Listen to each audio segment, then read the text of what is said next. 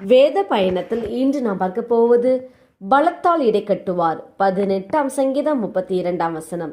என்னை பலத்தால் இடை கட்டி என் வழியை செவ்வைப்படுத்துகிறவர் தேவனே. கர்த்தருடைய தாசனாகி தாவீது. கர்த்தர் தன்னை தன்னுடைய எல்லா சத்துருக்களின் கைக்கும் சவுலின் கைக்கும் நீங்களாக்கி விடுவித்த நாளில் பாடின பாட்டு. கர்த்தரை அல்லாமல் தேவன் யார்? நம்முடைய தேவனை அன்றி கண்மலையும் யார்?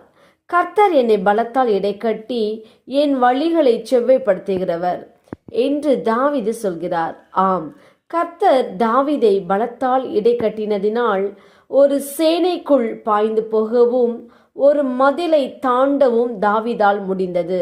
இன்றும் தேவன் உங்களையும் தம்முடைய பலத்தால் இடைக்கட்டி ஆசிர்வதிப்பார். நாம் ஜெபிப்போம். அன்பின் பிதாவை, கேட்ட வார்த்தையின்படியே நீர் எங்களுக்கு செய்ய போற கிருபைக்காய் ஸ்தோத்திரம். இயேசுவின் நாமத்தில் ஆமேன். கர்த்தர் தாமே இந்த வார்த்தைகளை கொண்டு உங்களை ஆசிர்வதிப்பாராக. ஆமேன்.